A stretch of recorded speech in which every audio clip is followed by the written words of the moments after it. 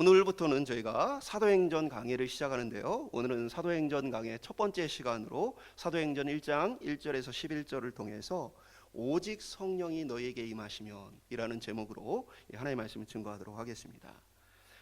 성경을 가져오신 분들은 이제 성경을 좀 펴놓고 읽을 때 같이 읽으면서 말씀을 나누시면 좋을 것 같습니다. 오늘 이제 본문은 우리가 앞으로 계속 살펴볼 이 사도행전의 말씀의 서론입니다. 그래서 사도행전이 어떤 내용들이 앞으로 기록될지에 대해서 오늘 우리가 읽은 본문에 다 나타나 있습니다. 먼저 우리가 1장 1절을 같이 읽어보도록 하겠습니다. 시작. 데오빌러여, 내가 먼저 쓴 글에는 무릇 예수께서 행하시며 가르치시기를 시작하심부터. 그래서 오늘 본문의 이 내용을 보면 이 사도행전이 누구에게 보내진 책이냐? 바로 데오빌로라는 사람에게 보내진 책이다. 데오빌로가 누구인지는 정확히 알 수 없어요. 그런데 이 뜻을 보면 데오스와 또 필로스라는 두 단어가 합쳐진, 데오스는 이제 하나님이라는 뜻이고 필로스는 친구, 우정이라는 뜻을 갖고 있어요. 그래서 이 데오빌로라면 하나님의 친구다, 하나님을 사랑하는 사람이다 라는 뜻을 가지고 있어요. 그래서 어떤 이들은 이것이 모든 예수를 믿는, 하나님을 믿는 사람들에게 보내진 그런 책이다 라고 해석하는 사람도 있습니다. 그러나 대부분의 사람들은 그렇게 해석하지 않는데요. 그 이유가 데오빌로가 다른 성경에도 등장합니다. 누가복음 1장 3절에 보면 그 모든 일을 근원부터 자세히 미루어 살핀 나도 데오빌로 각하에게 차례대로서 보내는 것이 좋은 줄 알았노니. 그래서 누가복음에 보면 누가가 내가 데오빌로 각하에게 이 편지를 쓰는 것이 좋겠습니다, 그리고 차례대로 내가 이것을 좀 알려드리는 게 좋겠습니다 라고 썼어요. 근데 여기에 데오빌로를 각하라고 표현했어요. 이 각하라는 표현은 로마의 고관 간직을 맡은 사람을 의미하는 거예요. 그래서 데오빌로가 누구인지 정확히 알 수 없지만 누가복음과 사도행전에 비추어서 누가복음의 내용을 보면 이것이 유대인에게 쓴 내용이 아니에요. 그래서 이것이 이방인, 개종한 이방인 중에 어떤 지체가 높은 사람에게 보내진 글이구나 라는 것을 알 수 있죠. 그리고 우리가 읽은 사도행전 1장 1절에 보면 내가 먼저 쓴 글에는 이라고 표현되어 있죠. 그 사도행전을 쓰기 전에 내가 먼저 어떤 글을 써서 보냈다라고 이 사도행전 1장 1절이 가르치고 있죠. 그러면은 이게 어떤 성경이겠어요? 누가복음이죠. 아까 누가복음 1장 3절에 데오빌로 각하여 하고 보냈으니까. 그래서 이 누가복음과 사도행전은 우리가 지금 가진 성경에는 이어져 있지 않아요. 그 중간에 요한복음이 껴 있잖아요.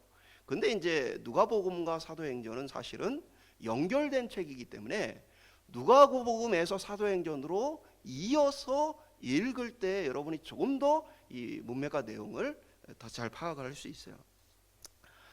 왜 그러면 이걸 그냥 한 권으로 쓰지 왜 두 권으로 이렇게 나눠서 썼느냐, 여러분 좀 궁금해할 수 있는데, 일반적으로 이제 양피지 두루마리, 성경을 기록하는 양피지 두루마리가 6m에서 한 10m 정도 되어져요.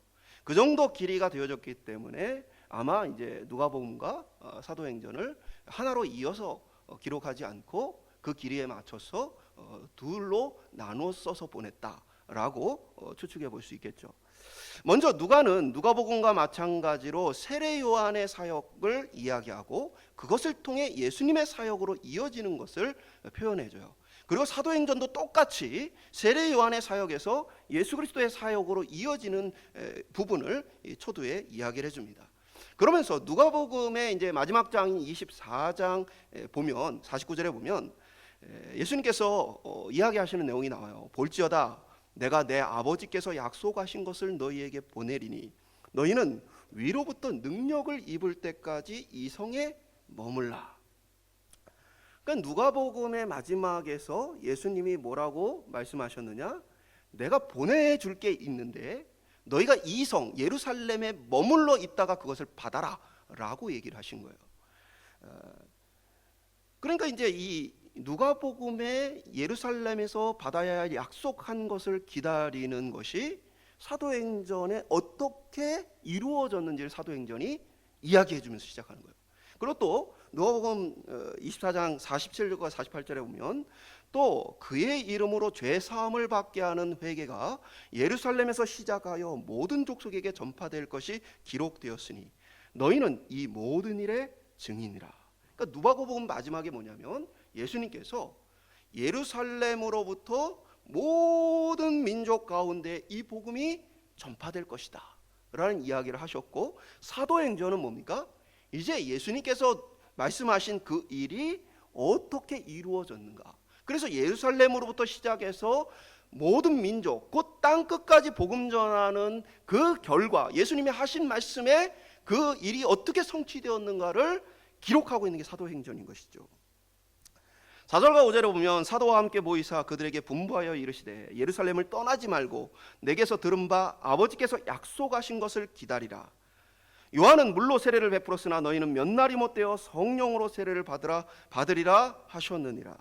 그래서 이 누가복음에서는 너희가 예루살렘에 기다리면서 받아야 할 것이 무엇인지를 명확하게 기록해주고 있지 않지만, 사도행전은 그것에 대해서 바로 성령이다, 너희가 성령을 받기를 예루살렘에서 기다려라 라고 예수님께서 말씀하신 것으로 분명하게 얘기를 해주고 있어요. 실제로 예수님께서는 살아계실 때에 자신이 떠날 때에 이 믿는 자들에게 성령을 보내주실 것에 대해서 여러 차례 언급을 해주셨어요. 그래서 요한복음 14장 26절에 보면 보혜사 곧 아버지께서 내 이름으로 보내실 성령, 그가 너희에게 모든 것을 가르치고 내가 너희에게 말한 모든 것을 생각나게 하리라. 그러니까 성령께서 하시는 일은 예수님께서 가르쳐 주신 것을 깨닫고 또 그것을 따라 살 수 있도록 하시는 일을 하신다라는 거죠. 그래서 요한복음 16장 7절은 그러하나 내가 너희에게 실상을 말하노니 내가 떠나가는 것이 너희에게 유익이라. 내가 떠나가지 아니하면 보혜사가 너희에게 오시지 아니할 것이요 가면 내가 그를 너희에게로 보내리니. 그러니까 예수님께서 우리 곁에서 떠나가시면 그러면 보혜사 곧 성령을 보내시겠다고 약속하셨고, 그 말씀을 예수님은 또 뭐예요? 누가복음 끝에 사람들에게 말씀하셨고 또 사도행전에서 말씀하시면서 그 일이 어떻게 이루어졌는지를 얘기하는 것이죠. 근데 오늘날 그럼에도 불구하고 자기 자신이 보혜사라고 주장하는 사람들, 자기 자신이 성령이라고 주장하는 사람들이 굉장히 많은 것을 보게 되어져요. 그러나 성경이 말하고 있는 성령과 보혜사가 누구냐? 바로 사도행전에 예루살렘에서 제자들이 기다리며 받았던 바로 그분이다 라고 말해주고 있는 것이죠. 예수님께서 3절에 보면 하나님의 나라에 대해서 말씀하셨다고 기록해요. 그리고 40일간 부활하신 이후에 하나님의 나라에 대해서 말씀하셨는데, 사도행전 1장 6절은 또 이스라엘 사람들이 이에 대한 이야기를 하죠. 그들이 모였을 때 예수께 여쭈어 이르되 주께서 이스라엘 나라를 회복하심이 이때니까. 하나님의 나라와 이스라엘 나라의 회복은 사실은 같은 의미예요. 그런데 누가는 의도적으로 이 둘을 서로 다른 표현을 써버렸어요. 그 이유가 뭐냐면 이스라엘 백성들이 지금 생각하는 하나님의 나라와 이스라엘의 회복이 지금 예수님이 말씀하시는 것과 다르기 때문이에요. 그래서 누가는 이 똑같은 어떻게 보면은 표현에 대해서 서로 다르게 의도적으로 표현한 것이죠. 이게 무슨 차이냐면 이스라엘 사람들이 바라보는 이스라엘 나라의 회복은 하나님의 통치가 임하는 것이긴 하지만 그들이 원하는 건 이스라엘이란 나라가 다윗과 솔로몬 때처럼 다시 강성한 나라가 되어지고 로마와 여러 주변 세력들로부터 자유하게 되어지는 것을 얘기하는 거예요. 그때가 언제입니까? 라고 이들은 그것에 대한 관심을 갖고 있는 것이죠.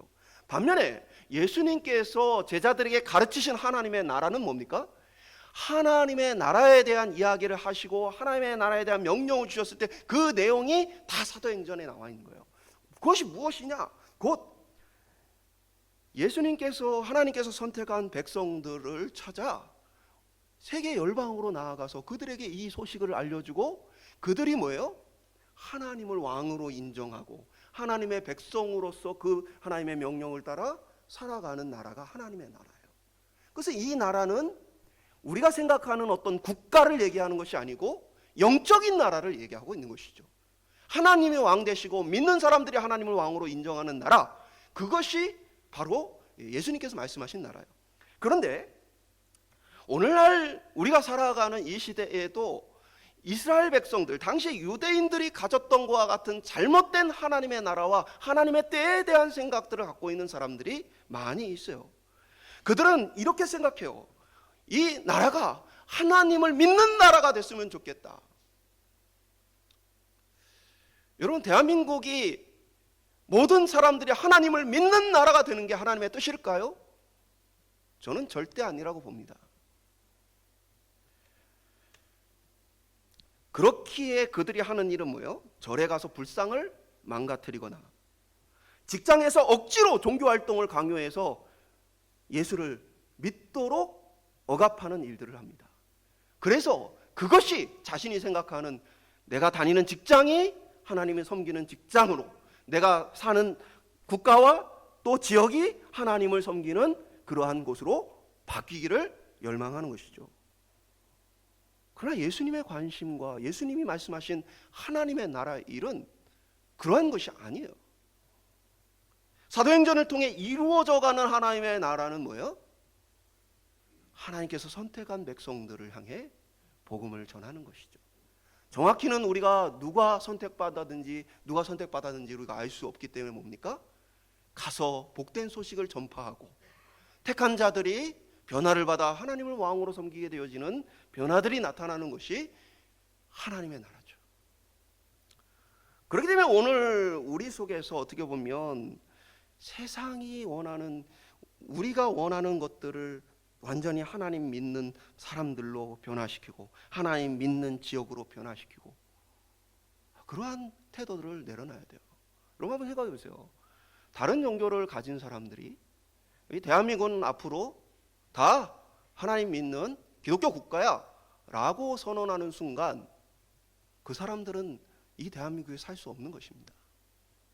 성경에 말하고 있는, 사도행전이 말하고 있는 하나님의 나라가 전파되어지며 하나님의 날이 이루어지는 일이 성경 어디에서 그렇게 이루어졌습니까?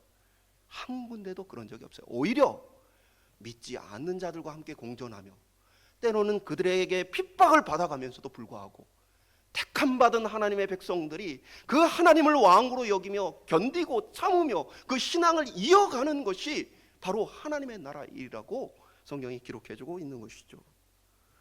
그렇게 예수님은 그러한 것들에 대해서 너희가 관심 가질 것이 아니다. 너희가 생각하는 그런 하나님의 나라가 이루어질 것에 대해서 너희가 관심 가져야 할 것이 아니다 라고 말씀하시죠. 그래서 7절에 보면 이르시되 때와 시기는 아버지께서 자기 권한에 두셨으니 너희 알 바가 아니요. 이때가 언제입니까? 바로 하나님의 나라가 완성되는 때요, 예수 그리스도께서 재림하시는 때를 이야기하는 것이죠. 그런데 예수님께서 언제 재림하시는가? 하나님의 나라의 완전한 통치가 언제 이루어지는가? 이것에 대해서 믿는 사람들에게 뭐예요? 너희가 관심 가져야 할, 너희 알 바가 아니다라고 말하고 있는 거예요. 그러니까 오늘날 잘못된 종말론에 빠져서 예수님이 언제 오신다, 금방 오실 것 같아 라는 이러한 생각에 빠져 있는 이들은 지금 예수님이 하신 이 말씀을 완전히 뭐예요? 부정하는 것이죠. 예수님은 너희 알 바가 아니야, 너희가 관심 가져야 할 것이 그것이 아니야 라고 말씀하고 있는데도 불구하고 종말이 언제인가, 금방 종말이 언제 오겠는가 라는 생각에 빠져 있는 것은, 이 잘못된 종말론은 기독교의 참된 복음과 그리스도의 가르침에서 벗어나는 일이라는 거예요. 그렇다면 참된 신자가 관심 가져야 할 것이 무엇입니까? 예수님은 이것은 너희가 관심 가질 바가 아니야 라고 말씀하시면서 이후에 우리가 관심을 가져야 하는 것이 무엇인지에 대해서 말씀하고 있어요. 바로 사도행전 1장 8절이에요. 저희가 같이 읽어보도록 하겠습니다. 시작. 오직 성령이 너희에게 임하시면 너희가 권능을 받고 예루살렘과 온 유대와 사마리아와 땅끝까지 이르러 내 증인이 되리라. 그러니까 우리가 관심 가져야 할 것은 뭐예요? 우리가 증인으로 살아가야 한다는 사실이죠. 예루살렘과 온 유대와 땅끝이라는 표현은 한편으로는 우리 주변으로 시작해서 먼 곳까지 계속 복음이 전파돼야 된다는 이야기를 하고 있는 것이요. 그리고 사도행전은 바로 이 말씀이 어떻게 성취되는지를 보여준 거예요. 그래서 여러분 사도행전을 읽어보면 예루살렘에서 복음이 선포되는 일, 그리고 유다 땅에 복음이 선포되는 일, 그리고 사마리아에 복음이 선포되는 일, 그러고 나서 계속해서 이방을 향해 복음이 선포되는 일들을 계속해서 기록하고 있어요. 그리고 여기에는 성령이 임하시면 권능을 받고 라고 기록하고 있죠. 권능이란 힘과 능력을 얘기합니다. 권능이란 곧 복음을 증거할 수 있는 능력을 주신다는 것을 얘기해요. 그것은 핍박과 위협 속에도 굴하지 않고 예수 그리스도의 이 복음을 증거하는 일을 얘기하는 것이죠. 실제로 사도들은 성령 받은 후에 바뀌었죠. 여러분 사도들이 성령 받기 전에 어땠습니까? 예수님이 십자가에 달리실 때 그들의 눈에 예수님이 계셨어요. 눈앞에 살아계신 그 예수님을 보면서도 이 제자들은 예수님을 의지하지 못하고 뿔뿔이 흩어져 도망하거나 아니면 예수님을 모른다 때로는 부정하고 비난했어요. 그런데 그랬던 제자들이 성령을 받고 나서 어떻게 변화되어집니까? 눈앞에 예수님이 보이지 않는데도 불구하고 그 예수님을 의지해서 모든 위협과 박해를 견뎌내며 심지어는 순교의 자리까지 마다하지 않으며 이들이 복음 전하는 일을 감당했다는 거예요. 이것이 바로 예수님께서 우리에게 약속하신 성령을 통해 주어진 권능이죠. 신앙생활을 하는 힘도 바로 이 성령께서 주시는 권능으로부터 나오는 것입니다. 우리가 낙심할 일이 계속 생겨나도 견디고 참고 이길 수 있는 유일한 길은 성령께서 우리에게 주시는 이 권능이에요. 그렇게 성경은 우리에게 성령 충만함을 받으라고 얘기하고 우리에게 성령을 간구하라고 우리에게 권면하고 있는 것이죠. 성령께서 주시는 권능은 단순히 우리 자신의 신앙생활만을 넘어서 우리를 하여금 복음의 자리로 이끌게, 복음 증거의 자리로 이끌어 가신다. 오직 성령이 너희에게 임하시면 너희가 권능을 받고 예루살렘과 온 유대와 사마리아와 땅 끝까지 이르러 내 증인이 되리라 하시니라. 이들이 머물러 있는 예루살렘은 어떤 곳이에요? 바리새인과 사두개인들과 같은 종교 지도자들로 말미암아 찌들어진 잘못된 어떻게 보면은 이 하나님의 말씀을 잘못한 종교적 열심에 잘못 빠져 있는 사람들의 방해와 위협이 짙은 곳이에요. 반면에 사마리아는 뭡니까? 복음이 변질되어진 곳. 복음이 변질되어서 정말 하나님을 말하지만 성경에 말하는 하나님이 아닌 것을 섬기고 있는 그러한 모습들. 그리고 땅끝은 어떤 곳입니까? 땅끝은 우상을 섬기며 하나님을 거부하는 전혀 다른 세계관 속에 있는 지역이에요.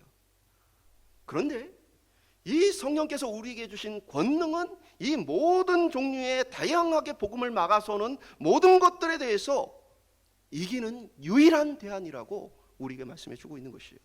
권능을 받으면 나의 증인이 되리라. 증인이라는 단어는 법정적 용어예요. 구약에 뭡니까? 증언을 할 때, 재판을 할 때 한 사람의 증언은 인정받을 수가 없고 두세 사람의 증언이 있을 때 그것을 옳은 것으로 인정하게 돼 있어요.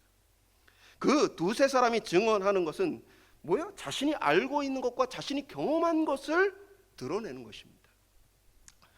오늘날 우리 사회는 복음 전하는 것에 대한 부담이 상당히 많은 사회입니다.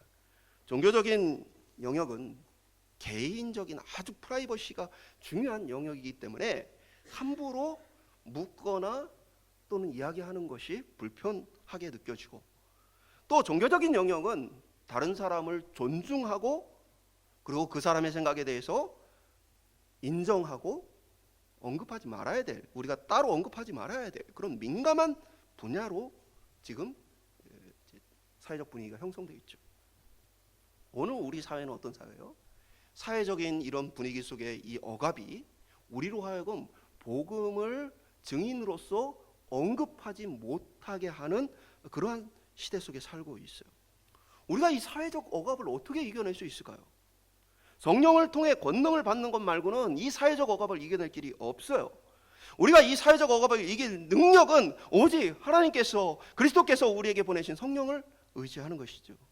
그것은 우리가 믿지 않는 자들에게 예수 믿으라고 강요하는 것이 아닙니다.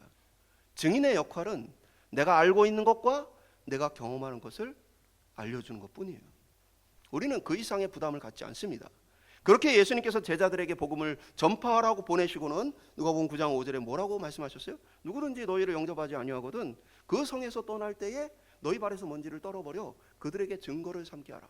그러니까 예수님이 그 집에 머물러서 어떻게든 설득을 하고 그 집에 머물러서 어떻게든 그 사람들의 마음을 움직여가지고 너희 원하는 대로 좀 해봐라.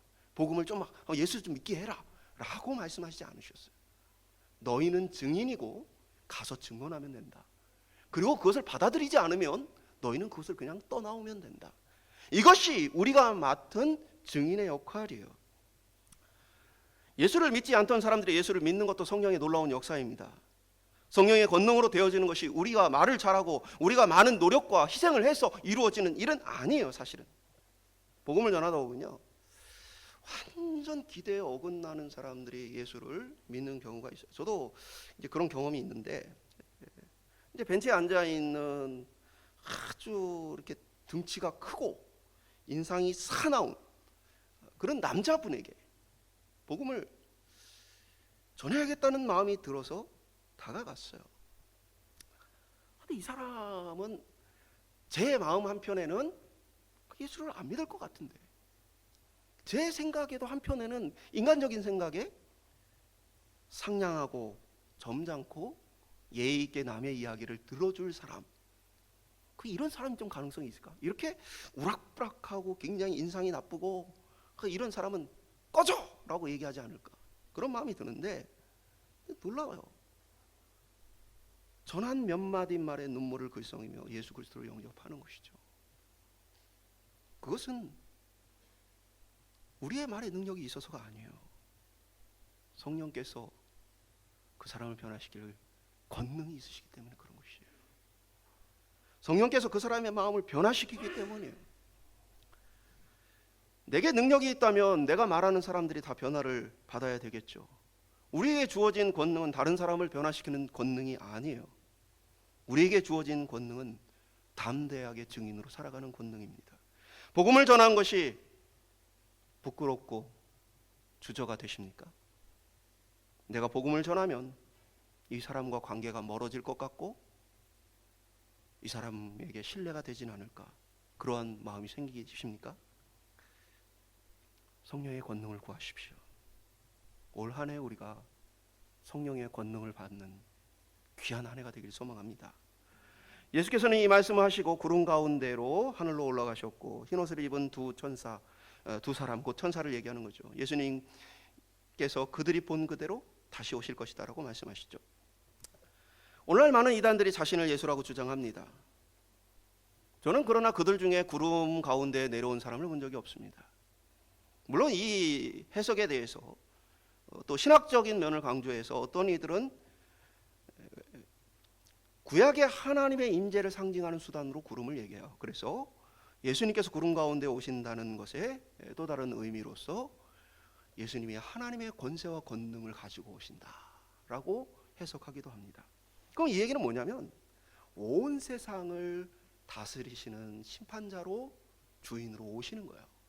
예수님이 이렇게 오시게 되어지면 예수를 믿는 자나 믿지 않는 자나 모두가, 심지어는 마귀조차도 그 그리스도의 발 아래 무릎 꿇게 되어져요. 근데 저는 자신이 예수라고 주장하는 사람들 중에 모든 사람이 그를 왕으로 인정하고 주인으로 인정하여 경배한 사람을 본 적이 없어요. 다 사기예요. 그것은 오늘 우리 주님께서 오시게 되어진다면 모든 만물은 그 그리스도의 권세 앞에 무릎 꿇어 그를 경배하게 될 것입니다. 이날에 대한 천사들의 말은 뭐냐면 우리가 영원히 복음 전할 수 있는 기회가 주어지는 것이 아니고 우리의 역할이 끝나는 때가 있다. 주님이 그 왕권을 가지고 오시는 그때까지다 라는 이야기를 하는 거예요. 그럼 천사들이 뭐라고 얘기했어요? 11절에 보면 이르되 갈릴리 사람들아 어찌하여 서서 하늘을 쳐다보느냐. 예수님께서 하늘로 올라가시는 그 모습을 바라보고 있는 것이 어떻게 보면 당연하잖아요. 근데 천사들이 부드럽게 이들을 책망하고 있는 것이죠.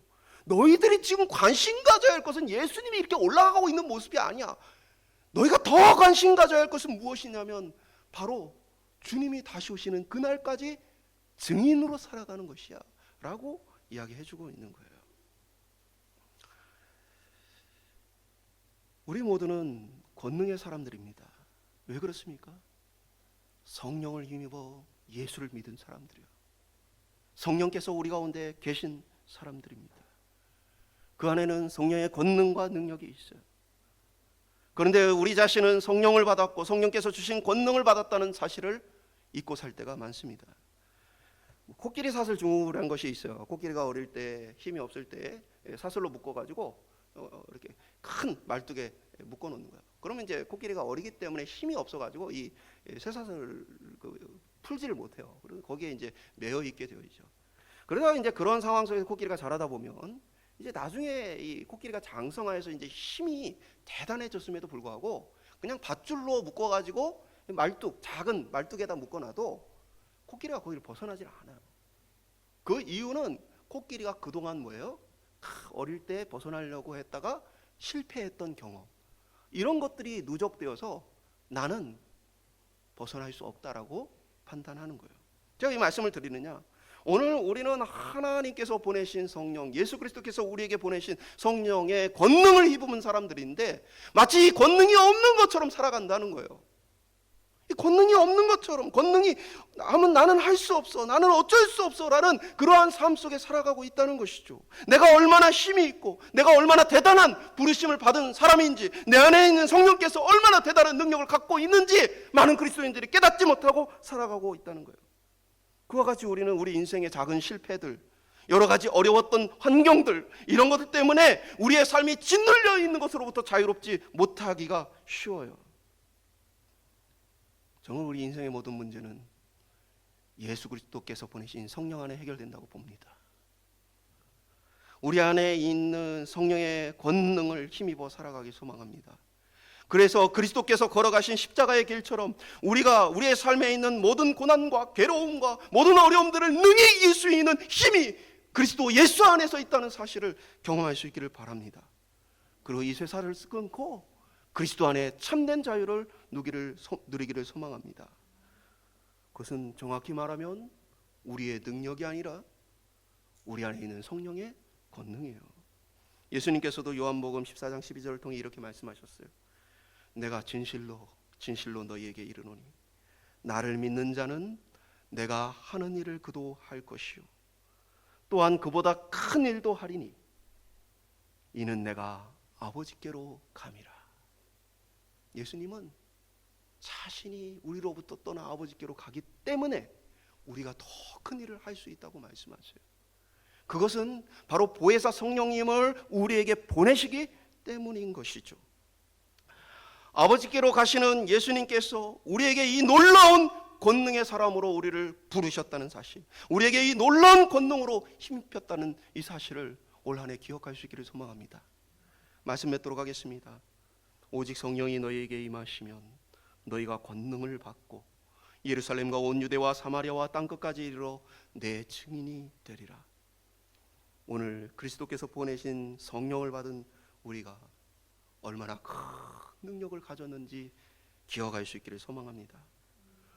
우리 자신에게 놀라운 주신 권능을 깨닫지 못한 채 세상의 실패의 때로는 억눌리고 우리 자신의 연약함에 억눌리고 인생의 많은 장애물 속에 두려워 갇혀 살지 말고 나는 일어날 힘이 없다고, 나는 이 문제로부터 자유로워질 힘이 없다고 생각할 것이 아니라 오늘 주님이 주신 이 권능으로 내가 살아가게 하여 주시옵소서.